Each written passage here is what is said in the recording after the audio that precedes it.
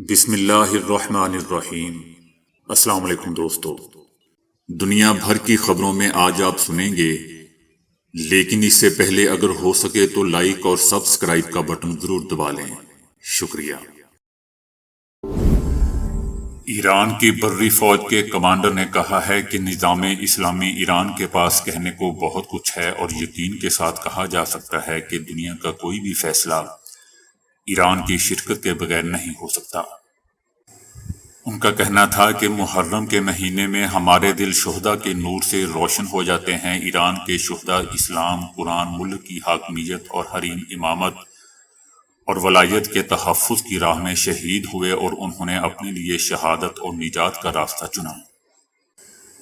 ان کا کہنا تھا کہ امت اسلامیہ کا سیدھا راستہ حضور صلی اللہ علیہ وآلہ وسلم کا بتایا ہوا راستہ ہے، جنہوں نے ہمیں حق اور سچ کا راستہ دکھایا۔ ان کا کہنا تھا کہ ایران کے نظام کے پاس کہنے کو بہت کچھ ہے اور یہ یقین کے ساتھ کہا جا سکتا ہے کہ دنیا کا کوئی بھی فیصلہ ایران کی موجودگی کے بغیر نہیں ہو سکتا، اور یہ قوت اور اقتدار مضبوط قیادت اور شہداء کی جان فشانی کا نتیجہ ہے۔ ان کا کہنا تھا کہ اگر شہداء کی راہ پر گامزن رہیں گے تو یقیناً کامیابی اور سربلندی ہمارے قدم چومے گی۔ خطے میں چائنا کی بڑھتی ہوئی فوجی طاقت کے خدشات کے باعث جاپان اور فلپائن نے مشترکہ دفاعی معاہدے پر دستخط کر دیے۔ اس معاہدے کے تحت جاپانی افواج فلپائن میں فوجی مشقیں کریں گی۔ معاہدے کے تحت فلپائنی افواج جاپان میں جنگی تربیت بھی لے سکے گی۔ دوستو، یاد رہے کہ جون میں امریکہ، جاپان اور فلپائن کی کوسٹ گارڈ فورسز پہلی بار ساؤتھ چائنا سمندر میں 3 ملکی بحری مشقیں منعقد کر چکی ہے، جبکہ آسٹریلیا نے مبصر کے طور پر شرکت کی۔ فلپائن کے 4 جبکہ امریکہ اور جاپان کا ایک بحری جہاز مشقوں میں حصہ لیا۔ اسرائیلی وزیر اعظم نیتن یاہو کی نئی فرمائش سامنے آئی ہے کہ جنگ بندی معاہدے میں اسرائیل کو اپنے جنگی مقاصد پورے کرنے کی اجازت ہونی چاہیے۔ نیتن یاہو نے کہا کہ معاہدے کے تحت حماس کو مصری سرحد سے اسلحہ سمگلنگ کی اجازت نہیں ہونی چاہیے۔ ان کا کہنا تھا کہ معاہدے میں لکھا جائے کہ مسلح عسکریت پسند شمالی غزہ واپس نہیں آئیں گے۔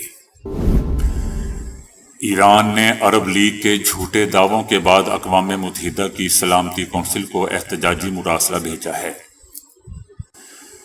اس خط میں اسلامی جمہوریہ ایران نے اپنی خود مختاری اور علاقائی سالمیت کے خلاف غیر منصفانہ اور بے بنیاد الزامات کی سخت الفاظ میں مذمت کی ہے، اور ان تمام الزامات کو مسترد کیا ہے جو عرب لیگ کے حالیہ بیان کے پیراگراف 11 میں لگائے گئے ہیں، اور اسے ایران کے داخلی امور میں غیر منصفانہ اور کھلی مداخلت قرار دیا ہے۔ ایران کا کہنا ہے کہ ایران ایک بار پھر خلیج فارس کے ایرانی جزائر ابو موسیٰ، تم بزرگ اور تم کوچک پر اپنی ناقابل تردید حاکمیت پر زور دیتا ہے۔ ایران نے پیراگراف 11 اور 16 میں خلیج فارس کے لیے جعلی نام کے استعمال کی شدید مذمت کی اور اسے ناقابل قبول قرار دیا۔ پاکستان کے شہر کراچی میں کل اسٹاک ایکسچینج کی عمارت میں آگ لگ گئی، جس پر فائر بریگیڈ عملے نے قابو پا لیا۔ اسٹاک ایکسچینج میں آتش زدگی کا واقعہ عمارت کی 4تھی منزل پر پیش آیا، جس کے بعد ٹریڈنگ کا عمل روک دیا گیا تھا۔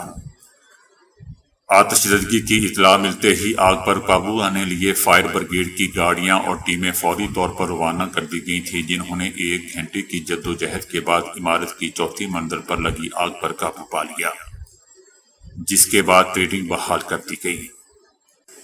آگ لگنے کے واقعہ میں کوئی جانی نقصان نہیں ہوا، تاہم معمولی مالی نقصان ضرور ہوا۔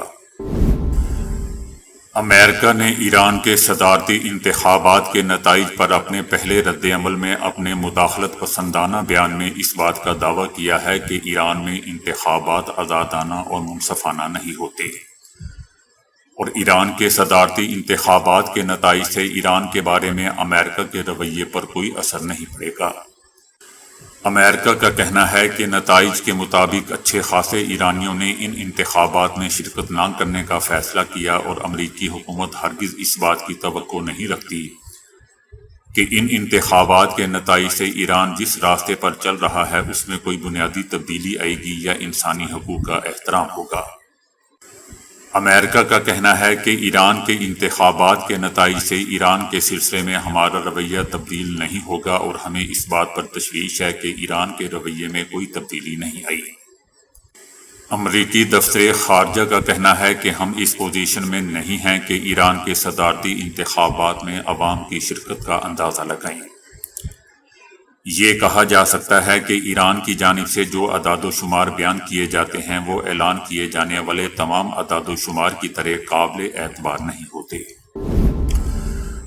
وزیر اعلیٰ پنجاب مریم نواز نے 500 یونٹ تک بجلی استعمال کرنے والے صارفین کو سولر پینل دینے کے منصوبے کی اصولی منظوری دے دی ہے۔ سولر پینلز کی فراہمی کے روشن گھرانہ پروگرام کی باضابطہ منظوری دی گئی۔ منصوبے کے تحت پنجاب حکومت 50 سے 500 یونٹ تک بجلی استعمال کرنے والے کروڑوں صارفین کو سولر سسٹم دے گی۔ سولر پینل کی لاگت کا 90% پنجاب حکومت ادا کرے گی، جبکہ 10% صارف دے گا۔ سولر پینل 5 سال کی آسان اقساط پر صارفین کو فراہم کیے جائیں گے۔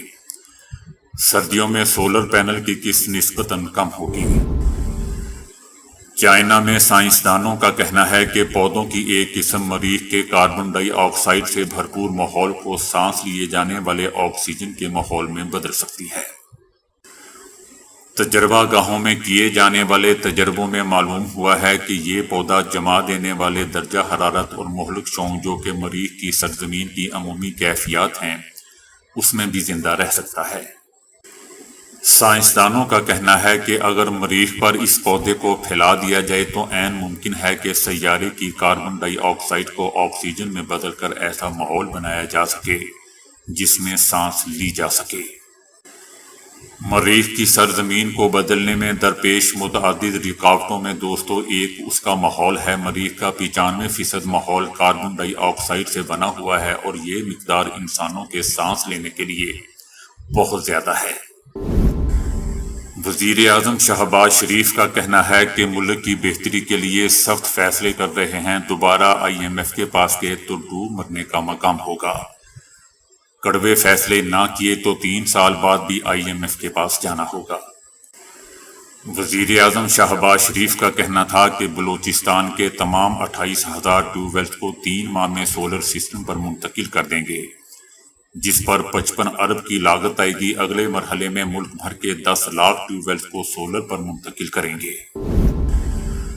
حکومت پاکستان کا کہنا ہے کہ سیاسی عدم استحکام کے باعث معاشی مشکلات کا سامنا ہے۔ آج ہمیں جو معاشی مشکلات درپیش ہیں اس کی وجہ سیاسی عدم استحکام ہے۔ بھارت میں منموہن سنگھ کی حکومت 10 سال رہی تھی۔ نریندر مودی کی تیسری باری ہے، جبکہ بنگلہ دیش میں حسینہ واجد کی حکومت کا تسلسل ہے۔ حکومت پاکستان کا کہنا ہے کہ سیاسی تسلسل رہا تو 2034 تک ہماری معیشت $1 ٹریلین کی ہوگی۔ IMF کی وجہ سے 300 بلین روپے ڈیولپمنٹ پروجیکٹ سے کاٹے گئے۔ موسمیاتی تبدیلی کے باعث 2 سال قبل $30 بلین کا نقصان ہوا۔ انڈیا ممبئی میں 6 گھنٹوں میں 315 ملی میٹر سے زیادہ بارش ریکارڈ کی گئی ہے، جس کے باعث 50 پروازیں منسوخ کرنا پڑی اور ٹرین سروس معطل ہونے سے ہزاروں افراد ریلوے اسٹیشن پر پھنس گئے۔ مسلسل ہونے والی بارش میں ممبئی میں جل تھل ایک ہو گیا۔ مضافاتی علاقوں میں رائے گڑھ میں 30 لاکھ سے زائد افراد ریلوے، بجلی اور ٹرانسپورٹ کی سہولت سے محروم ہو گئے۔ موسم کی خرابی کے باعث سمندر میں بھی طغیانی کا منظر ہے اور ممبئی کے ساحلی اور مضافاتی علاقوں میں اورنج الرٹ جاری کر دیا گیا۔ ممبئی میں بارش کے باعث 50 سے زائد پروازیں منسوخ کر دی گئیں۔ سڑکیں تالاب کا منظر پیش کر رہی ہیں، جگہ جگہ بل بورڈ اور درخت اکھڑے پڑے ہیں۔ اسرائیلی حکام نے یرغمالیوں کی رہائی میں خود اپنے وزیر اعظم نیتن یاہو کو ہی رکاوٹ قرار دے دیا۔ اسرائیلی میڈیا کہہ رہا ہے کہ ایک طرف حماس یرغمالیوں کو رہا کرنے پر تیار ہے، جس کے لیے وہ اپنے سب سے اہم مطالبے غزہ میں پیش کی جنگ بندی سے بھی دستبردار ہو گئی ہے اور مذاکرات کی امریکی پیشکش قبول کر لی ہے، جبکہ وہیں دوسری جانب اسرائیلی وزیر اعظم نیتن یاہو نے بات چیت کے لیے ناقابل قبول شرائط کی فہرست تھما دی ہے، جس میں یہ شرط بھی شامل ہے کہ اسرائیل کو جب چاہے دوبارہ جنگ چھیڑنے کا حق حاصل ہوگا۔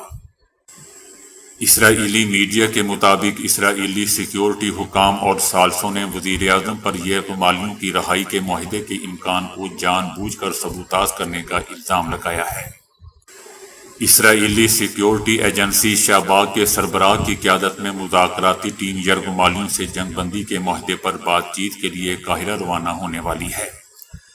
ایسے میں نیتن یاہو نے مطالبات اور شرائط کی ایک فہرست پیش کر دی ہے، جس کے بارے میں اس کا کہنا ہے کہ ان شرائط کو لازمی تسلیم کرنا ہوگا، جن میں اس بات کی ضمانت بھی شامل ہے کہ اسرائیل جب چاہے جنگ دوبارہ شروع کر سکتا ہے۔ یرغمالیوں کی رہائی کے لیے ہونے والے مذاکرات کی اس اہم موقع پر نیتن یاہو کی اس حرکت سے نہ صرف اسرائیلی حکام بلکہ ثالث ممالک بھی شدید غصے میں ہیں، اور کچھ نے تو یاہو پر بڑی مشکل سے ہونے والی اس پیش رفت کو سبوتاژ کرنے کا بھی الزام لگا دیا۔ اسرائیلی اپوزیشن جماعتیں، میڈیا اور یرغمالیوں کے اہل خانہ سبھی وزیر اعظم نیتن یاہو پر کڑی تنقید کر رہے ہیں اور اس پر الزام لگا رہے ہیں کہ وہ محض اپنی سیاست چمکانے کے لیے جنگ بندی اور یرغمالیوں کی رہائی کی کوششوں کو ناکام بنا رہا ہے۔ ان سب کا کہنا ہے کہ ہم سیکیورٹی ایجنسیوں کے سربراہان اور مذاکراتی ٹیم سے پرزور اپیل کرتے ہیں کہ سب کی نگاہیں آپ پر ہیں، آپ لوگ نیتن یاہو کو دوبارہ معاہدے کو سبوتاژ کرنے کی اجازت نہ دیں، ان کی نہ سنیں۔ برطانوی میڈیا کا بھی کہنا ہے کہ کئی بار ایسا ہوا ہے کہ جب بھی کوئی جنگ بندی معاہدہ ہونے لگتا ہے، نیتن یاہو ہر بار مذاکرات کو ناکام بنا دیتا ہے اور بات چیت سے راہ فرار اختیار کرتا ہے۔ حالیہ مہینوں میں متعدد موقعوں پر اس نے تنازعات کے خاتمے میں پیش رفت میں رکاوٹ ڈالی۔ کبھی وہ متنازع اعلانات کر دیتا ہے تو کبھی خفیہ پیغامات بھیجتا ہے اور کبھی مذاکراتی ٹیم کے اختیار کو ہی محدود کر دیتا ہے۔ بھارت میں موٹر سائیکل اور موبائل فون خریدنے کے لیے ایک باپ نے اپنی 3 ماہ کی بچی کو بیچ دیا۔ بھارتی میڈیا رپورٹس کا کہنا ہے کہ یہ واقعہ ریاست کرناٹک کے ضلع شکابلا پور میں واقع گاؤں تینا کل میں پیش آیا۔ یہ شخص کھیتوں میں مزدوری کرتا تھا، جس کے گھر 3 ماہ قبل بیٹی پیدا ہوئی تھی۔ اس نے اپنی بیوی کی رضامندی سے یہ واردات کی۔ اس شخص نے اپنے گاؤں کے ایک آدمی کو اپنے ارادے سے آگاہ کیا، جس نے قریبی گاؤں کے ایک بے اولاد جوڑے سے اس کا رابطہ کروایا اور اس آدمی کے توسط سے بچی کو بے اولاد جوڑے کے ہاتھ فروخت کر دیا اور 1 لاکھ بھارتی روپے قیمت وصول کی۔ اس شخص نے بیٹی کو بیچنے کے بعد 50,000 روپے کی موٹر سائیکل اور 15,000 روپے کا موبائل فون خرید لیا۔ بھارتی میڈیا کا کہنا ہے کہ جب ہمسایوں نے اس کے ہاں پیدا ہونے والی بچی کو غائب دیکھا اور اس کے پاس موٹر سائیکل اور موبائل فون دیکھا تو انہیں شک گزرا اور انہوں نے پولیس کو اطلاع دے دی۔ چائلڈ ویلفیئر کمیٹی نے بچی کو بازیاب کروا لیا ہے۔ پولیس نے میاں بیوی کے خلاف بھی مقدمہ درج کر لیا ہے، جس کے بعد سے ملزم مفرور ہے، تاہم اس کی بیوی کو حراست میں لے لیا گیا ہے۔ بچی کی والدہ کا کہنا تھا کہ شوہر نے ڈرایا دھمکایا تھا، جس کے بعد وہ اپنی پھول جیسی بچی کو بیچنے کے لیے راضی ہو گئی تھی۔ اسمارٹ فون ایسی جادو کی پڑیا ہے کہ اسے استعمال کرتے ہوئے انسان دنیا سے بے خبر ہو جاتا ہے، لیکن انسان کبھی کبھی کسی حادثے کا پیش خیمہ بھی بن جاتا ہے۔ دنیا بھر میں متعدد افراد اسمارٹ فون پر مصروف رہتے ہوئے اکثر اور بیشتر کبھی کسی گاڑی سے ٹکرا جاتے ہیں تو کبھی کبھی دیوار یا کھمبے سے۔ اسمارٹ فون کے ایسے ہی شیدائیوں کے لیے ایک ایسی ایپلیکیشن بنائی گئی ہے جو چلتے ہوئے موبائل فون پر نظر جمائے رکھنے کے عادی افراد کو سر اٹھانے پر مجبور کر دے۔ XDA ڈیولپر کی جانب سے بنائی گئی اس ایپلیکیشن ہینڈز اپ کو گوگل پلے اسٹور سے مفت میں انسٹال کیا جا سکتا ہے۔ اگر آپ چلتے وقت اس ایپ کو استعمال کر رہے ہیں تو فوراً آپ کی موبائل سکرین پر ایک نوٹیفیکیشن ظاہر ہوگا، جس میں آپ کو مختلف پیغامات دیے جائیں گے، جیسا کہ محتاط رہیے، سامنے دیکھیں وغیرہ وغیرہ۔ اس ایپلیکیشن کے ڈیولپر کے مطابق اس ایپ کو فون کی سیٹنگ میں جا کر سوئچ آن اور سوئچ آف بھی کیا جا سکتا ہے۔ اسی طرح صارف اپنی مرضی کے مطابق نوٹیفیکیشن کو بند یا اس کے ظاہر ہونے کا وقت بھی مقرر کر سکتا ہے۔ فی الحال اس ایپلیکیشن سے اینڈرائیڈ موبائل فون صارفین ہی مستفید ہو سکتے ہیں، آئی فون والے نہیں۔ تو دوستو ابھی کے لیے اتنا ہی۔ ویڈیو کو لائک اور شیئر کرنے کا بہت بہت شکریہ۔